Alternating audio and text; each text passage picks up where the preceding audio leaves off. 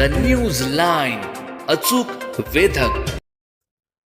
कोयना धरणाच्या पाणलोट क्षेत्रात सुरू असलेल्या मुसळधार पावसामुळे धरणातील पाणीसाठ्यात सातत्याने वाढ होत आहे. गुरुवार दिनांक 30 जुलै सकाळी 8 वाजेच्या अहवालानुसार कोयना धरणात 83.95 TMC 78.93% उपयुक्त जलसाठा नोंदवण्यात आला आहे.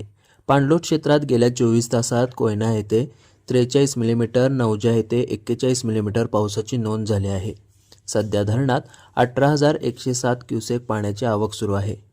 धरणाची पाणीपातळी नियंत्रित ठेवण्यासाठी आज 30 जुलै सायंकाळी 5 वाजता कोयना धरणाचे 6 वक्र दरवाजे प्रत्येकी 1 फुटाने उघडण्यात येणार असून त्यातून 5,079 क्युसेक पाण्याचा विसर्ग कोयना नदीपात्रात करण्यात येणार आहे. याशिवाय कोयना पायथा विद्युतगृहाचे 1 युनिट सुरू असून त्याद्वारे 1,050 क्युसेक पाण्याचा विसर्ग सुरू आहे.